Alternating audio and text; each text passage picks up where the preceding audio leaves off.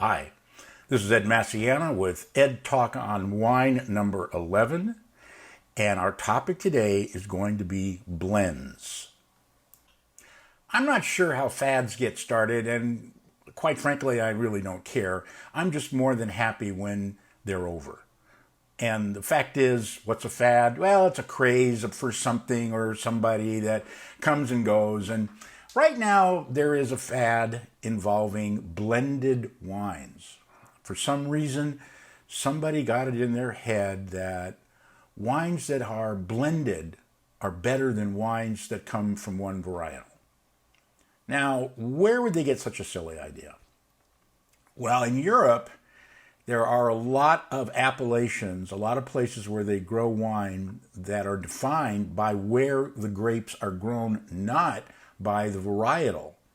As a matter of fact, most of the great areas of Europe, Bordeaux, Burgundy, Chianti, Rioja, the Rheingau, the Mosel, those are all places that are mostly defined by the grapes that they grow in a certain area. And for instance, in Bordeaux, if you want to call it Bordeaux, you have to make it out of any combination of 5 different grape varieties. The same thing goes for Chianti, although because they're Italian, they keep changing the laws. So I think you can now make Chianti out of 100% Sangiovese. You don't have to add the other grapes to it. Châteauneuf du Pape, the same thing. They used to use 13 different grape varieties, 3 of which were white, to blend together.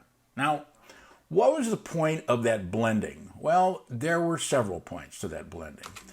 By and large, it was an insurance policy.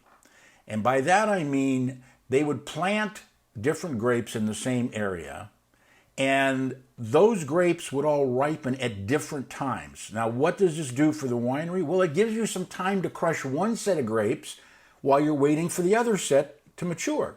That's just a matter of economics and having time to do it. All right, so that was number one. Number two, if they ripen at different times, the earlier ripening grapes obviously get picked earlier. And if something happens later in the season to the later ripening grapes, like they have a hailstorm and it wipes out half the crop, well, guess what? Most of your wine is going to be made out of the early ripening grapes. Now in Chianti, they had a different thing going because, like I said, they're Italian. And the formula for Chianti, even though Chianti is a place, was that they had to have at least 5% white grapes. Now, part of that was that the guy who came up with this was the mayor of Chianti, and he also owned a winery. Now, a lot of the grapes were purchased by people that just had vineyards, not wineries. As long as they were purchased from grapes that were grown in Chianti, they could call it Chianti. But a lot of those people grew white grapes. Now, why did they add white grapes? Well, back then, they didn't really know how to make wine. Honestly, they just lucked out. They'd crush the grapes, and boom, it would turn into wine, and it was a miracle, and they thanked God, and that was the end of that. But they noticed that some grapes had a higher acidity than others, and usually it was the white grapes. So they blended a little bit of white grapes, mostly because of the acidity, because they like that nice crisp finish. And sometimes if you left the grapes on the vine too long, they lose that acidity and they lose the finish. And that was the main reason why the white grapes were added to it. Well, since then, we have learned how to grow red grapes a little better so they retain their acidity. Now, that doesn't mean that a wine that is made from one varietal is inferior to a blend.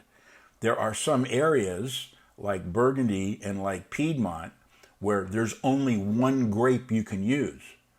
In Piedmont, if you want to call it Barolo or Barbaresco, it's got to be made from Nebbiolo. There's nothing else you could use. If you don't get good Nebbiolo that year, hey, too bad.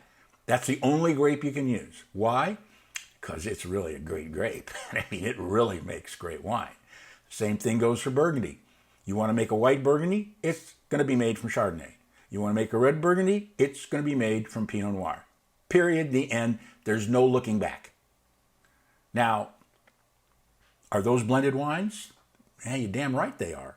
okay? And I'm going to tell you why. Because in the vineyard, you have a vine in the ground, and it produces grapes. And then 3 feet away, you got another vine, and it produces grapes. Now, are those grapes exactly the same? Well, most of the time, but sometimes they're not. Well, what about the grapes that are grown in the same vineyard, but a quarter of a mile away? Are those the same grapes? Well, sometimes not. So what most vineyardists do, the people that run these vineyards, they survey their vineyard to see what differences there are.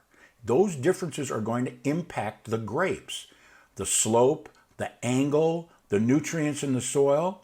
How do you figure that out? Well, guys that have been doing, or girls too, that have been doing this for a long time, they just need to pick the grape, and you pick the grape here, and you pick the grape a quarter mile away, and they're different. Well, you're going to make different wine. All right. Now, I'm not talking huge differences.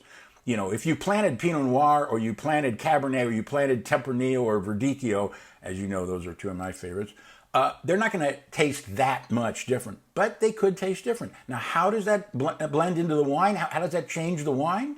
Well, the only way to do that is to separate those lots when you crush them, and then taste them after they're made into wine. And then decide how much of each lot from each area you want to use in your finished wine. Well, excuse me, isn't that a blend? Yeah, it's a blend. Every single wine made in the world is a blend. It might be a blend of the same grapes, okay, and a lot of them are, but it might be grapes that were grown in different areas. That's still a blend. So it's the blending procedure that's very, very important. As a matter of fact, somebody who really knows how to blend, like somebody who really knows how to cook, can take diverse parts and put them together to make a whole that's greater than the sum of its parts. So for those of you that just want a blended wine, you know, like I want something with Zinfandel in it because it's rich and ripe and I like that flavor, and maybe a little Grenache because I like the cherry in that, and maybe even some Cabernet because I like the earthiness in that. There's nothing wrong with that. But don't tell me that a blended wine is better than a non-blended wine, because guess what, guys? They're all blended. This has been Ed Massiano. Have a good day.